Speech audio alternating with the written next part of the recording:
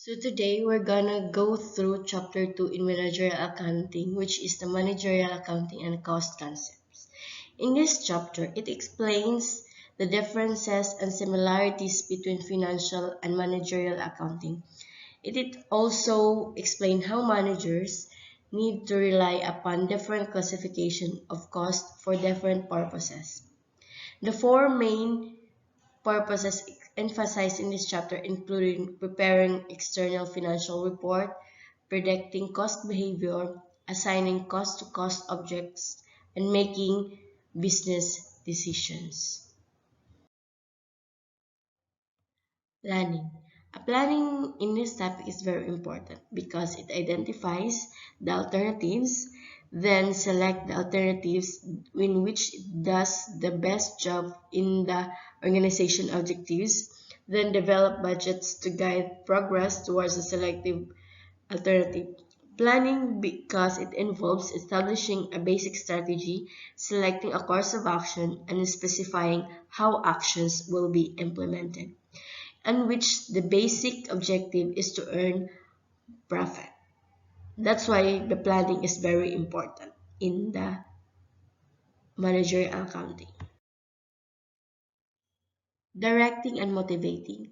Directing and motivating involves managing day-to-day activities to keep the organization running smoothly. So for this, the manager must oversee sa iyang mga employees, work assignments, routine problem solving, conflict resolution, and effective communication in their workplace para smooth ang pag ilang day-to-day activities sa organization. Then in managerial accounting data such as daily sales report are often used in this type of day-to-day decision making. So in controlling function, the control must ensure that the plans are being followed, which is the manager must do this assignment. It also the feedback in the form of performance report that compare actual results with the budget are an essential part of the control function. Why? Because when the performance report compared to the fact budgeted to actual result, in which if the operation are not proceeding as planned and where some parts of the organization may require additional attention. The work of management, which is known as a planning and control cycle. As you can see in this slide, it begins with the formulating long and short-term plans, which is the planning. The next is implementing plans, which is directing and motivating. Next is measuring performance, which is controlling. Then comparing actions to plan performance, which is controlling. Then back to the planning. So maglibot-libot na siya. So as you can see in the slide, the process is a continuous loop. So once the plans are made, they are implemented. So when the controlling process starts with the measuring actual performance and then comparing those results with planned performance, then corrective actions may be necessary if actual results differ significantly from the plan. There are 7 key differences between managerial accounting and financial accounting. For number 1, for users, financial accounting reports are prepared for external parties, whereas managerial accounting reports are prepared for internal users. Number 2, time focus. Financial accounting summarizes past transactions. Then, whereas the managerial accounting has a strong future orientation. Number 3, verifiable versus relevance.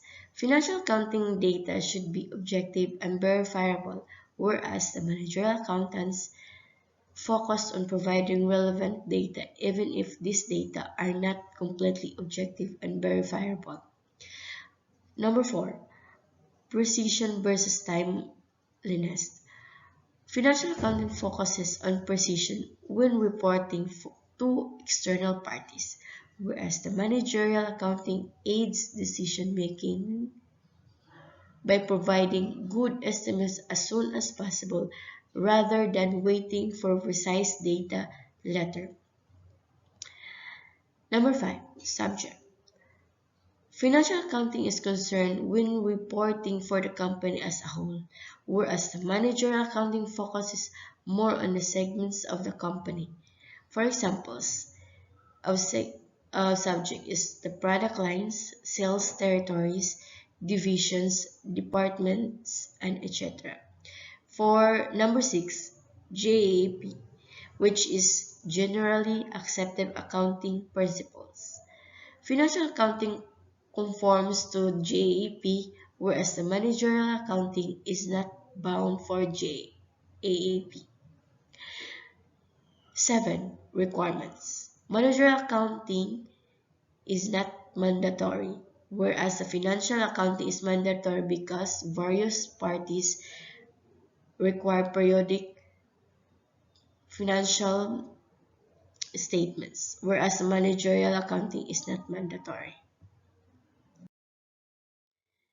Direct materials are raw materials that became an integral part of the finished product and whose cost can be conveniently traced to it. For example, for this one is a radio installed in an automobile. Direct labor consists of that portion of labor cost that can be easily traced to a product. Direct labor is sometimes referred to as touch labor since it consists of the cost of workers who touch the product as it is being made. So for example, this one is the wages paid to automobile assembly workers. So for this, dapat ang sweldo sa workers ilang madawat largo nila di na kay ipaagi sa for example the front desk ipaagi nimo before nila makuan so dapat within og masweldohan sila dapat direct nila dili kay ipaagi sa laing tao. Manufacturing overhead. Manufacturing cost cannot be traced directly to specific units produced.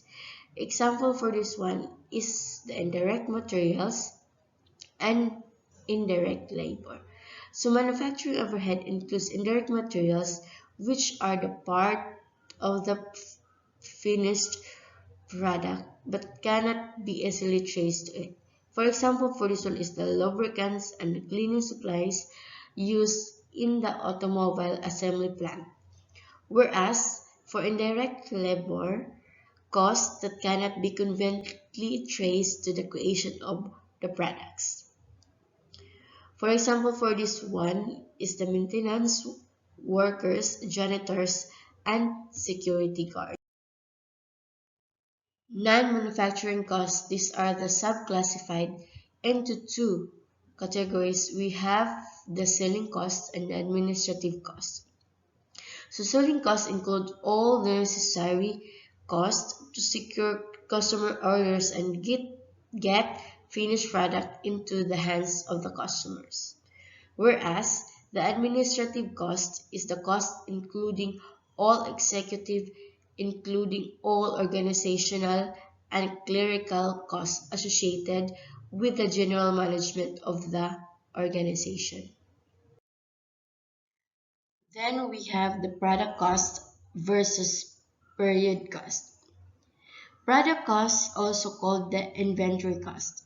It includes all the costs that are involved in acquiring or making a product in the case of the manufacturing goods.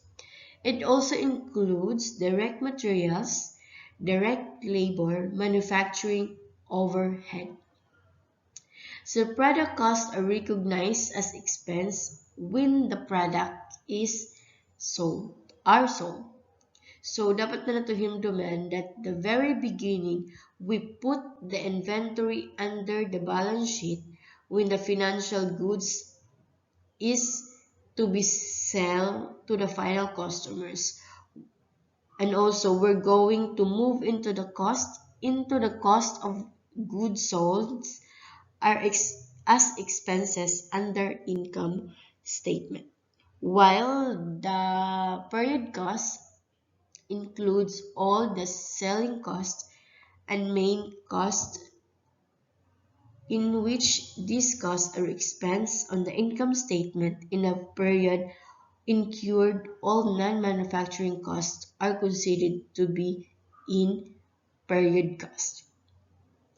So period costs are not included in the product costs. So they are the expenses and income statement. So that's the big difference between those two. Now let's consider the similarities and differences of the balance sheet for merchandising and manufacturing companies. Both merchandising and manufacturing companies will likely have the cash and receivables. However, the merchandising company does not have to distinguish between raw materials, work in process, and finished good. They are going to report one inventory number on their balance sheet, whereas the manufacturing companies report three types of inventory on their balance sheets, which are the raw materials, the work in process, and the finished goods. In this manufacturing, there are three under the inventories, which are the raw materials, work in process, and finished goods. Raw materials are the materials used to make the product, whereas the work in process consists of units of products that are partially complete but will require to be sellable to customers. Then also the finished goods consist of units of product that had been completely but not yet sold to the customers.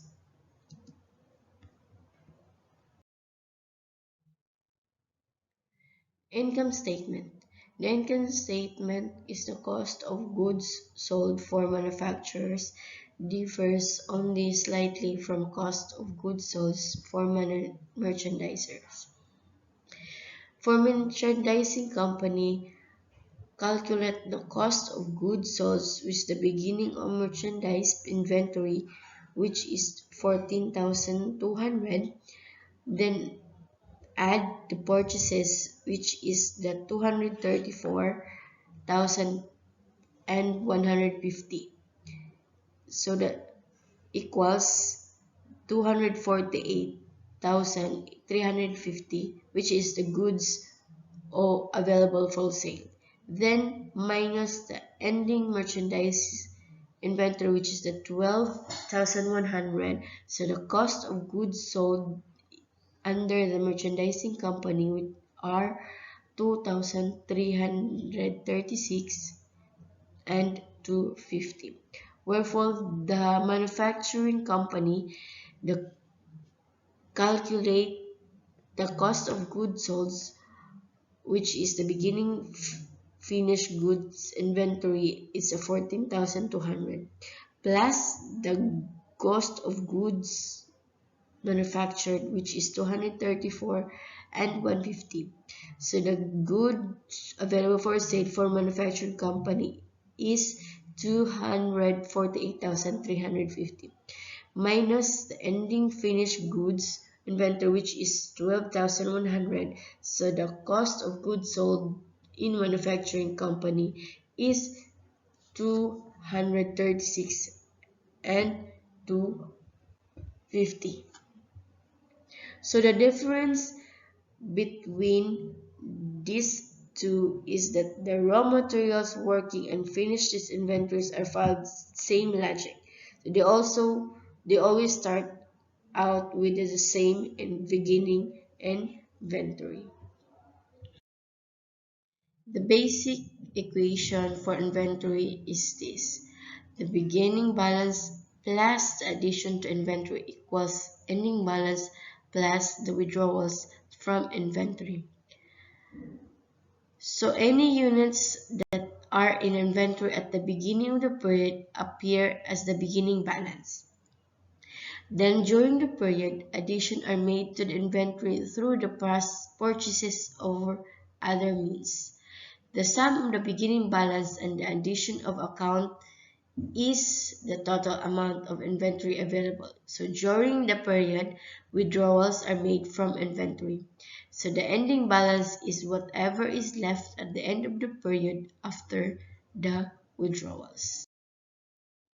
The schedule of the cost of goods manufactured contains the three elements of cost mentioned previously, namely direct materials, direct labor, and manufacturing overhead. It calculates the cost of raw materials, direct labor, and manufacturing overhead used in production. It also calculates the manufacturing cost associated with goods that were finished during the period. Manufacturing cost flows. So there are these costs, balance sheet, inventories, and income statement. So all the raw materials, which is in work process, and unsold finished goods at the end of the period are shown as inventoriable costs in the assets section of the balance sheet. Whereas the finished goods are sold, their costs are transferred to cost of goods sold in the income statement. Then the selling and administrative expense are not involved in making the product. Therefore, they are treated as period costs and reported in the income statement for the period the cost is incurred. Cost classification for predicting cost behavior. How a cost will react to changes in the level of activity within the relevant range. This, there are two, which is the total variable cost change when activity changes. The next is the total cost remains unchanged when the activity changes. For example, a manager may want to estimate the impact that a 5% increase in sales would have on the company's total electric bill. So the cost behavior refers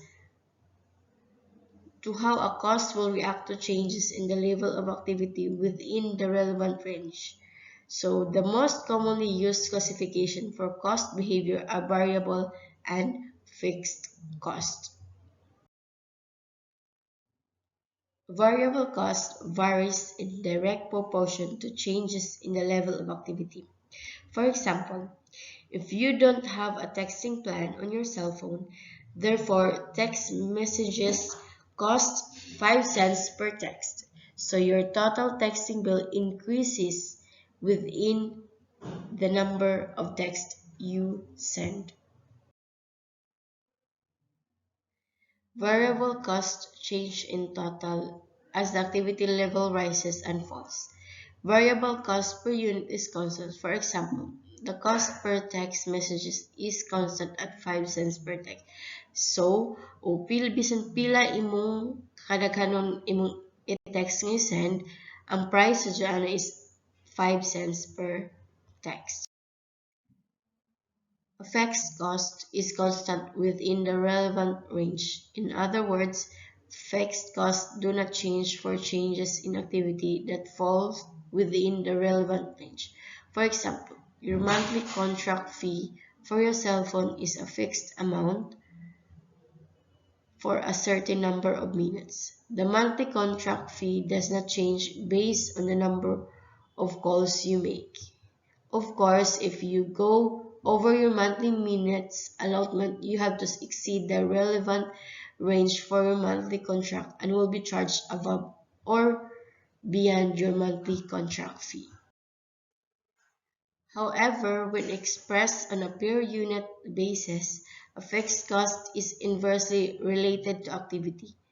Then the per unit cost decreases when the activity rises and increases when the activity falls. For example, the average fixed cost per cell phone call with decreases as more calls are made in a month. the cost classification for predicting cost behavior. So within behavior of cost, there are costs in total per unit. Then for variable, in total variable cost changes as activity level changes with whereas in per unit, variable cost per unit remains the same over the wide ranges of activity. Then the fixed cost. In total fixed cost remains the same even when the activity level changes. So the fixed cost in per unit is that the average fixed cost per unit goes down as the activity level goes up. It's the end of my topic. Thank you for listening.